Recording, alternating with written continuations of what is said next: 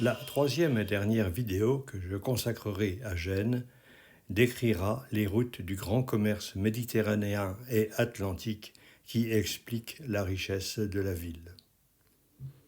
A priori, rappelons-le, rien ne prédestinait Gênes à devenir une puissante cité marchande. La cité est adossée à un arrière-pays montagneux, ne disposant guère au Moyen-Âge que des routes muletières pour la relier à la plaine du Pô et au reste de l'Europe. En conséquence, l'horizon de Gênes est seulement orienté vers la mer. L'aspect de cet arrière-pays a pour conséquence un handicap fondamental. Son sol n'est pas adapté à la culture du blé. Seules les cultures de la vigne et de l'olivier peuvent y pousser.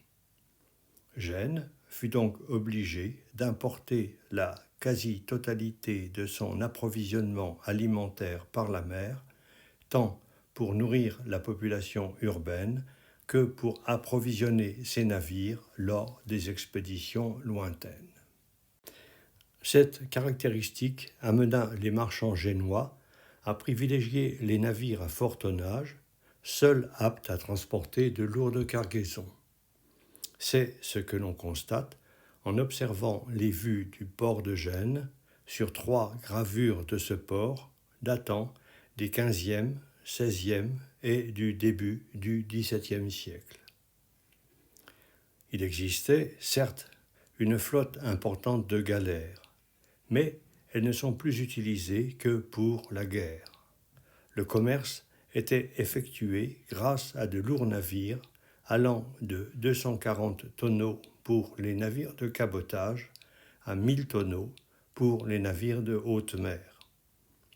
Ces derniers étaient de véritables forteresses armées qui pouvaient résister aux attaques des pirates.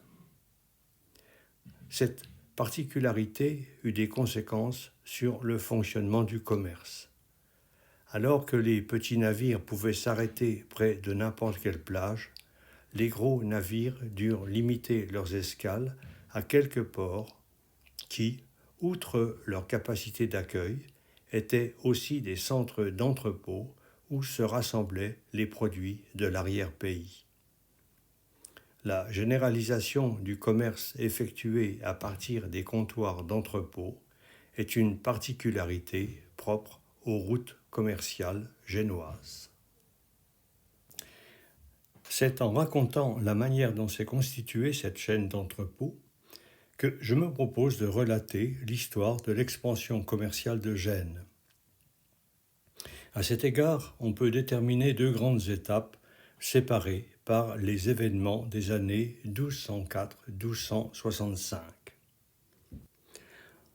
Avant 1204, l'expansion maritime génoise ressemble beaucoup à celle de Venise et de Pise.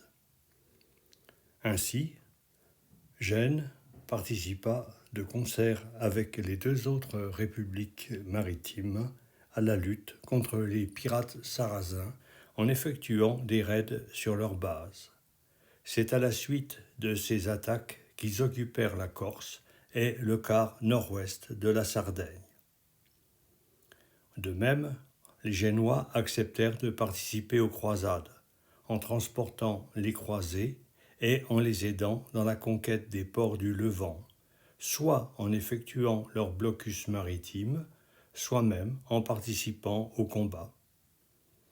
En échange de leur aide, les croisés leur remirent des quartiers dans les villes conquises qui devinrent des comptoirs de commerce. Ces villes étant au débouché de routes secondaires de caravanes venues d'Extrême-Orient. En conséquence, les Génois, tout comme les marchands de Venise et de Pise, pratiquèrent le commerce de la soie et des épices. Ainsi, s'organisa une route maritime est-ouest qui menait ces marchandises vers Gênes, où elles transitaient avant leur transport terrestre vers les foires de l'Europe centrale. Les marchands génois ne se contentèrent cependant pas de leur comptoir du Levant. Ils cherchèrent à s'implanter dans d'autres lieux et en particulier dans des centres de commerce actifs où ils pourraient trouver le blé et le sel qui leur manquaient. Ainsi, on voit des marchands génois s'implanter à Narbonne et à Saint-Gilles au contact des blés descendus par la vallée du Rhône. De même, ils recherchèrent des contacts utiles sur les côtes du Maghreb et de l'Espagne musulmane. Ils signèrent un traité commercial avec l'émir de Majorque, obtinrent un comptoir à Ceuta et fréquentèrent des ports tels que Tunis, Beaune, Bougie, Oran et Onein, le port de Tlemcen.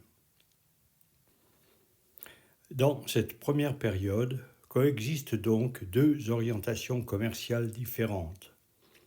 D'abord, un commerce est-ouest de produits de luxe, dont la soie et les épices.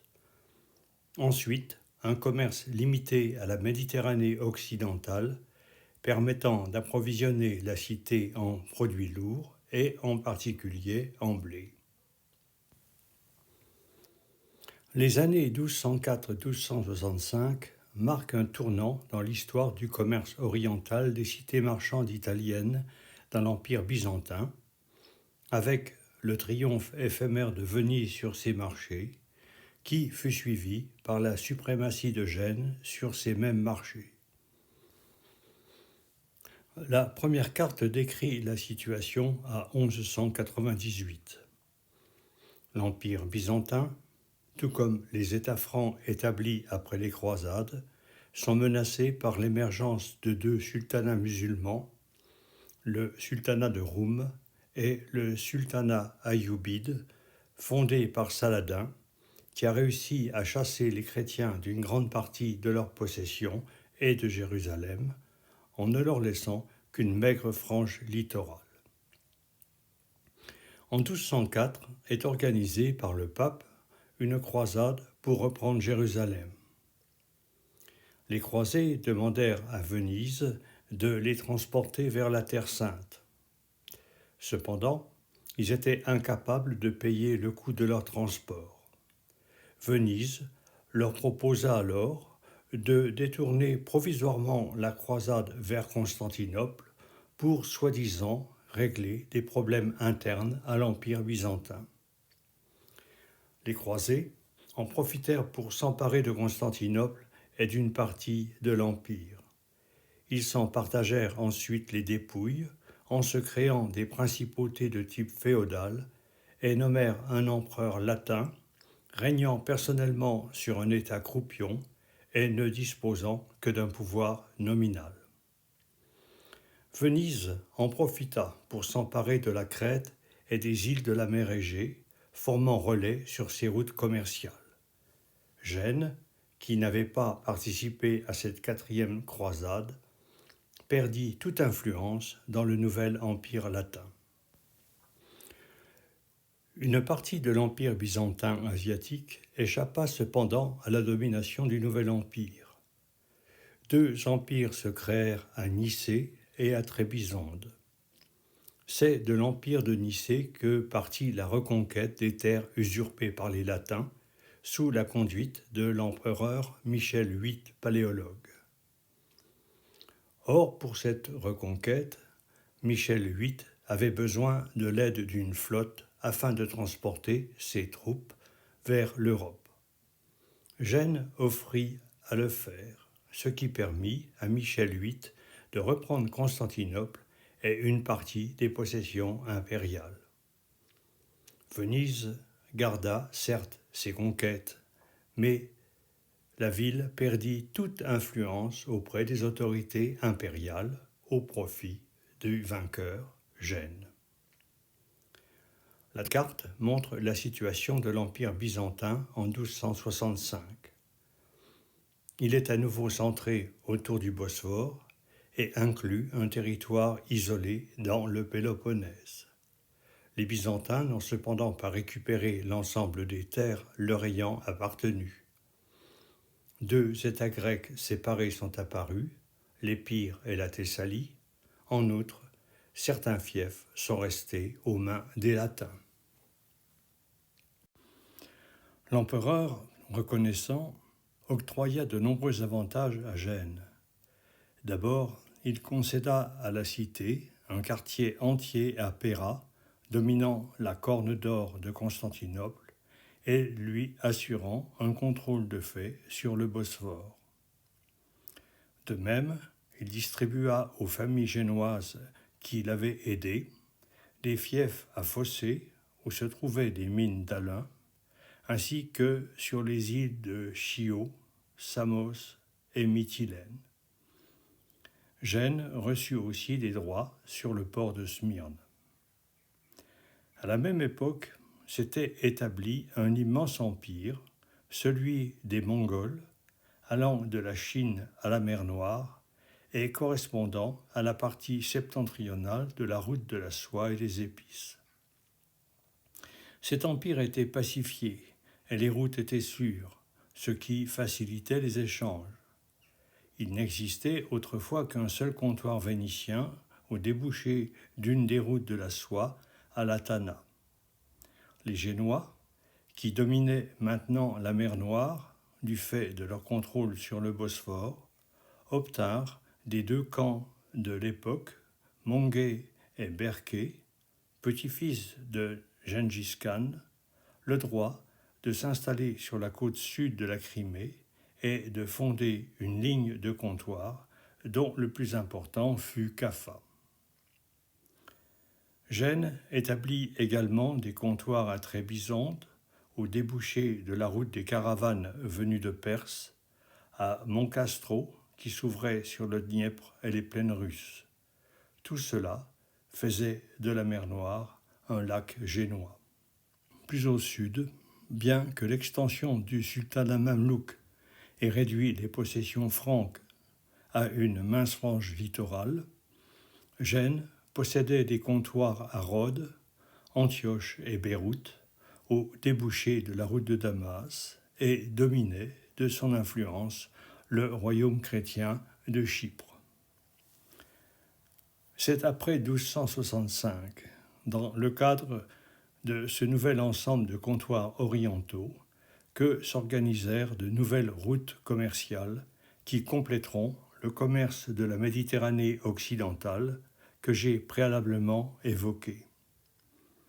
Je décrirai ces nouveaux itinéraires au moyen de deux exemples.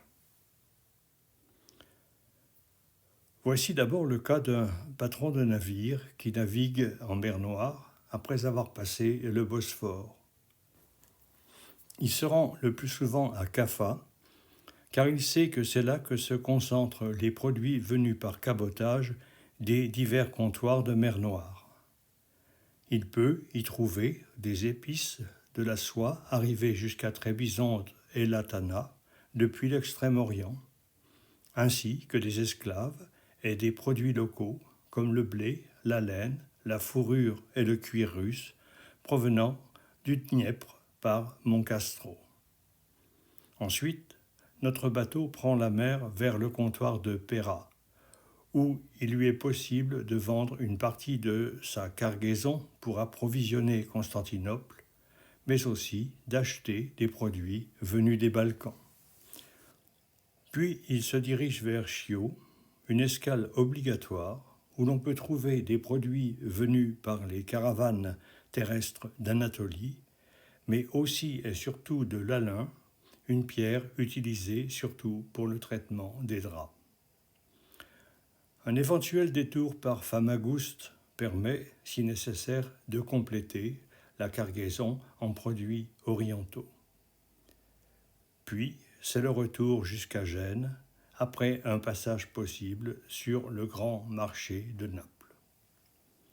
Si notre patron de navire a l'esprit aventureux, et surtout s'il dispose de navires de fort tonnage, il pourra choisir un autre itinéraire, plus long et surtout plus rentable. Cet itinéraire part de Chio, où le bateau est surtout chargé en alun, provenant des mines locales concédées aux riches familles génoises par l'empereur. Puis il se rend directement en Méditerranée, longe la côte africaine et passe le détroit de Gibraltar. Ensuite, il longe la côte atlantique jusqu'à Southampton, Middlesbrough ou jusqu'à l'Écluse, le port de Bruges. Dans ces ports, il échangera la lin contre de la laine anglaise et surtout contre des draps flamands qu'il vendra tout au long de son trajet de retour. Ces routes commerciales caractérisèrent le XIVe siècle et firent la prospérité de Gênes, qui vit alors un véritable âge d'or. Par contre, le XVe siècle vit leur remise en cause du fait de deux évolutions historiques. Le premier concerne l'empire mongol, qui se fractura en khanats rivaux, et surtout qui fut scindé en deux par la création en Asie centrale d'un vaste empire musulman fondé par Tamerlan dans les premières années du XVe siècle. La route mongole aboutissant à la Tanaf fut quasiment coupée. Dans ces conditions, les entrepôts de Crimée périclitèrent. La deuxième évolution concerne le développement d'un nouvel empire, l'Empire ottoman. En 1451, l'Empire byzantin se réduit à la banlieue immédiate de Constantinople. Après la prise de Constantinople en 1454, les Génois perdirent peu à peu leurs comptoirs orientaux. Désormais, les grandes routes commerciales de Gênes ne furent plus qu'un souvenir. Seul se maintint le commerce de Méditerranée occidentale.